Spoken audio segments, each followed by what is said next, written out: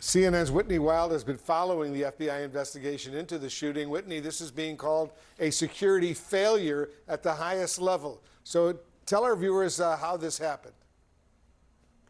Well, Wolf, that is the biggest question here. And I can tell you, I've spoken with multiple members of law enforcement who look at the proximity of that building to the former president and are absolutely astounded, shocked. I mean, the list of adjectives goes on and on, that something like this could happen. What we know, Wolf, is that according to the Secret Service, that building was outside of the perimeter. But the question is, what was supposed to happen at the building? Was someone supposed to be posted there? Was there a sweep? When did the sweep happen?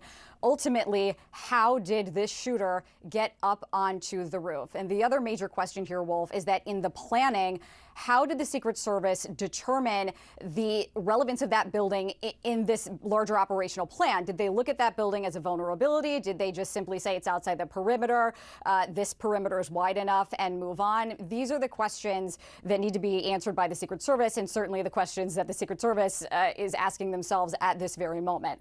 What we know, Wolf, is that what the Secret Service does at events like this, and certainly this happened at the rally, is that they rely on local law enforcement to fill in gaps. That happens all the time. It is extremely routine for the Secret Service. And in this case, for example, they had 2 Secret Service counter sniper teams available on the ground with the former president, as well as 2 local counter sniper teams. But again, there are so many questions, Wolf, about was somebody supposed to be posted there, and why wasn't a member of law enforcement posted on the roof? And Whitney, we now know it wasn't just local law enforcement that spotted the shooter beforehand. Some witnesses say they actually saw a man carrying a rifle outside that security perimeter just ahead of the rally. Another told our affiliate KDKA he saw a guy moving from roof to roof. Why didn't anyone react before he started shooting? That is another major question here, Wolf. And what we understand, again, is that law enforcement spotted this person and they were at least having some discussions over the radio about suspicious activity. But the question is, when was this person spotted with a firearm, and what did local law enforcement do about it? What did the Secret Service do about it? According to the Washington Post, what we know is that a law enforcement officer was able to determine that the sniper was up on the roof and actually pulled himself up onto the roof. And in a moment, very briefly, it's unclear if they exchanged any words, but at least they saw one another. And the shooter on top of that roof saw this local law enforcement officer, turned his rifle. Again, this is according to the Washington Post. And in that moment, the officer dropped from the roof to try to take cover to save his own life. So many more questions, Wolf, about why, if this person was acting suspiciously, if he was spotted with a firearm, why there weren't counterintelligence officials watching him. I was speaking with a source earlier today who said normally what should happen in a case like this is the second you see somebody acting suspiciously, especially if they are later seen with a firearm, is you have someone from law enforcement watching them right away. And ideally, you'd even have someone from law enforcement contact that person.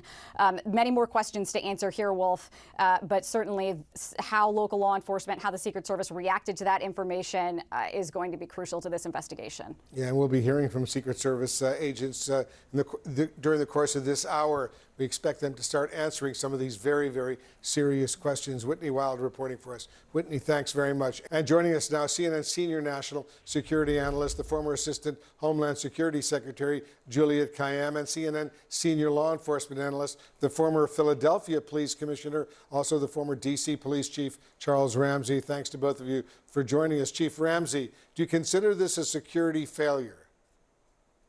Absolutely. There's no question about it. I mean, listen, this sort of thing is not supposed to happen. The president's absolutely right by calling for an independent investigation. That, in my mind, means it should not be an internal investigation by the Secret Service. Someone else should take over the investigation. But they have to find out what took place so it doesn't happen again.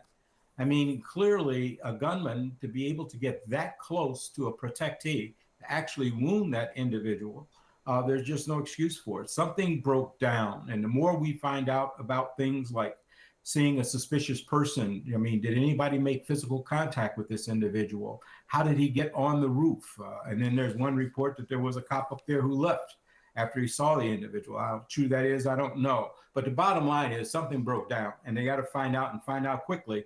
Tomorrow starts the RNC. A month later, you got the DNC, and in between, you're going to have a former president, current president, and both their vice presidents out actively campaigning. And so we have to fix this problem. You are absolutely right. Juliet, in your latest article in The Atlantic, you say, and I'm quoting you now, political violence reveals deep cultural dysfunction, and that dysfunction is what our leaders must address. No security perimeter can shield our fractured democracy. So what do our political leaders, Juliet, need to do now in order to address this current political climate?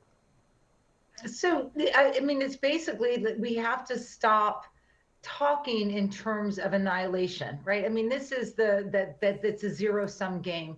I have been consistent, and it's difficult to talk about this now because there was an assassination attempt, but consistent in that the divisions that we have, which are natural, part of our democracy, historic, cannot be extended to violence. And in other words, that cannot be a natural extension of our politics.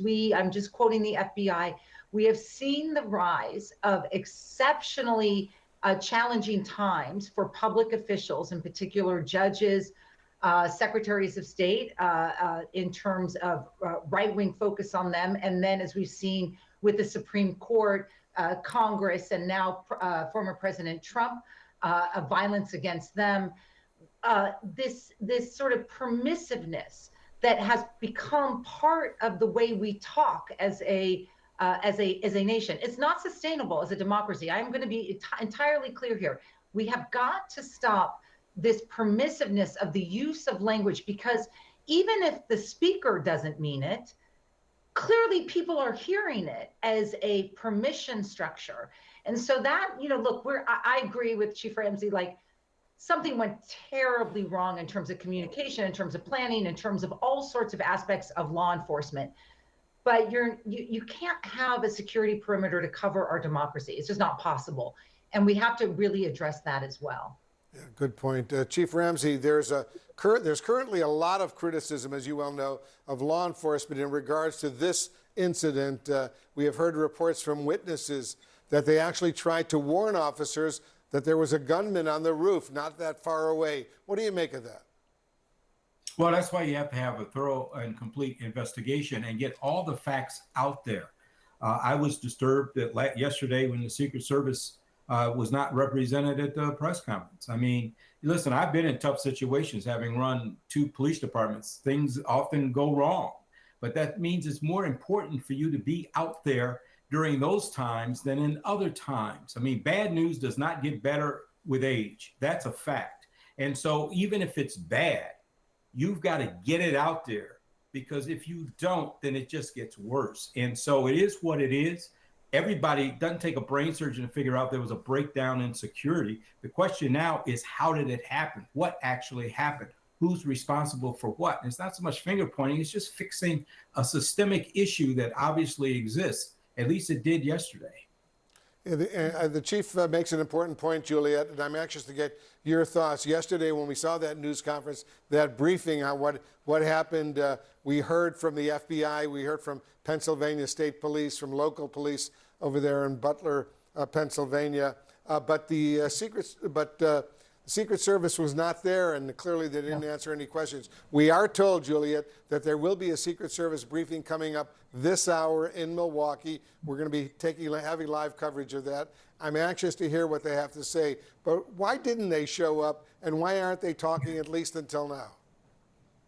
It wasn't good that they didn't show up. They probably didn't want to take questions. They might not know the answers to some of the questions.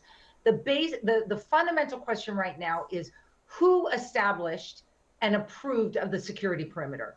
Because I've seen this movie where a sniper wants to kill someone famous or a VIP or a politician, and they're going to do it from the roof. And the thing that's sort of shocking to me is that the Secret Service knew enough to have a counter sniper, but didn't seem to protect the building. So some calculation is being made that's not in any sort of basic planning, security planning, is not making sense rationally. You wouldn't have a counter sniper unless you expected a sniper threat. If that's the case, why are you not protecting the building? So it's not good that there's this breakdown in terms of communication. I think they're going to regroup. I think President Biden was absolutely right that it has to be an outside review. You cannot have the Secret Service, who has had systemic issues. This is unfortunate, but an issue that they really need to have someone from the outside come in and get this agency to be able to be as good as it needs us, as we need it to be. I mean, we need it to be better than it performed, and that's actually a wish. You know, I mean, it's not a criticism, it's a wish. Yeah, the stakes clearly are enormous.